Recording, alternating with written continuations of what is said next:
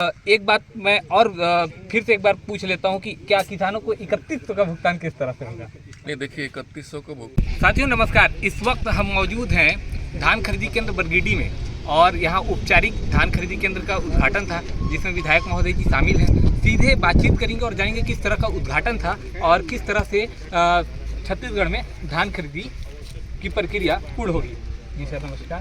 और किस तरह का उद्घाटन था और किस तरह से धान खरीदी प्रक्रिया? देखिए, अभी इस सत्र का 14 नवंबर से धान खरीदी केंद्र सरकार ने शुरू किया है और किसानों को प्रोत्साहित करने के लिए धान खरीदी की पहली शुरुआत हर समिति में जो हो रही है वहाँ किसानों का सम्मान, उनका स्वागत और एक प्रकार से सारे जनप्रतिनिधियों के साथ किसान को उत्साहित करने के लिए कार्यक्रम कर रहे हैं और उसका शुभारंभ कर रहे हैं ताकि जो हमारी इस विष्णुदेव साय की सरकार, भाजपा की सरकार का ये दूसरा वर्ष है जो खरीदी का, और उसके लिए जो सुविधाएं दे सकते हैं उसके लिए भी सरकार ने प्रयास किया है।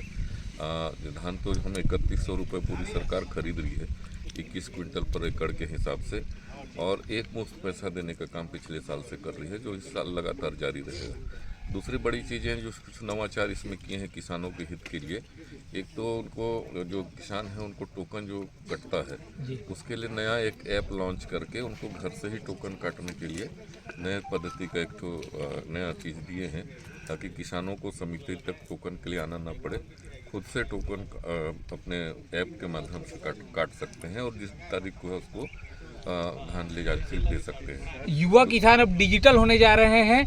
टोकन तुहर द्वार के माध्यम से एक ऐप लॉन्च हुआ है, विधायक जी बता रहे हैं, जिसमें घर बैठे टोकन जारी किया जाएगा। सर कितनी क्विंटल की खरीदी की जाएगी? नहीं, ये टोटल प्रति एकड़ तो 21 क्विंटल खरीदी का पूरा फिक्स किया हुआ है और जितना रकबा है, जितना पंजीकृत है उसके आधार पर पूरा उसको खरीदी होगी।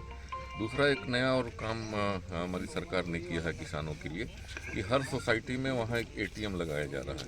क्या नाम है? और ATM ही है, माइक्रो ATM कार्ड बनेगा जो बैंक के माध्यम से किसानों के जहाँ खाते थे वहाँ से माइक्रो ATM उनको मिलेगा और अपने सोसाइटी में ही 10,000 रुपये तक प्रतिदिन वो उसको ATM के माध्यम से निकाल सकेंगे। तो किसानों को एक बड़ी सुविधा मिलने जा रही है। 10,000 रुपये माइक्रो ATM के माध्यम से प्रतिदिन किसान अपने समिति से निकासी कर सकेंगे। और एक बात मैं और फिर से एक बार पूछ लेता हूं कि क्या किसानों को 3100 का भुगतान किस तरह से होगा? नहीं, देखिए 3100 का भुगतान जैसे ही अभी धान खरीदी होती है, जैसे ही धान देते हैं उसके तत्काल बाद वो केंद्र का जो हमारा समर्थन मूल्य है वो 2183 करीब है, 2300 वो राशि सीधे उनके खाते में चली जाएगी। और जब धान खरीदी का सीजन खत्म होगा तो हर किसान का हिसाब करके कि जितना धान उसने बेचा डिफरेंस का जितना राशि राज्य सरकार को देना है, एक मुश्त पैसा उसके खाते में चला जाएगा जैसा पिछले साल दिए थे। तो विधायक जी बता रहे हैं एक मुश्त पैसा मिल जाएगी, लेकिन जनवरी तक जब धान खरीदी हो जाएगा उसके बाद हिसाब किताब लेखा जोखा किया जाएगा, उसके बाद अंतर का जो राशि है वो भुगतान कर दिया जाएगा। ठीक कह रहा हूँ विधायक जी? जी यही होगा। बिचौलियों के लिए क्या है, क्या व्यवस्था? बिचौलियों को तो कोई देखिए कोई राहत नहीं है। बिचौलियों के लिए सरकार सख्त है और कोई बाहर का धान भी ला के न बेचे। पिछले बार भी कुछ शिकायतें खरीदी से पहले ही तो धान पकड़ा चुका है, पकड़ रहे हैं धानों को, पूरी चेकिंग हो रही है, शासन अलर्ट है, सबको निर्देश किया हुआ है, सभी क्षेत्रों में उसकी निगरानी की जा रही है ताकि बाहर से लोग और जो बिचौलिए हैं वो उसको न बेच पाएँ।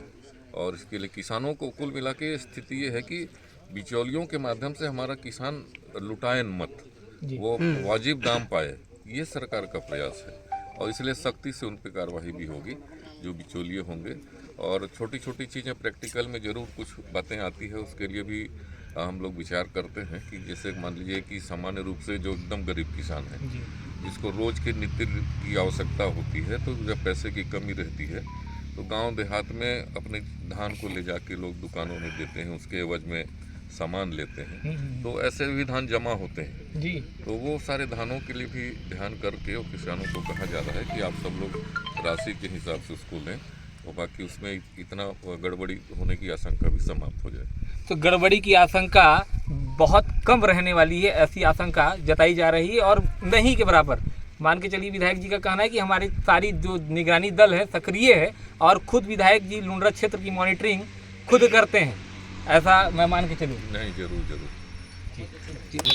धन्यवाद। मैं साहिब फिरदौसी, सरगुजा, लुंड्रा।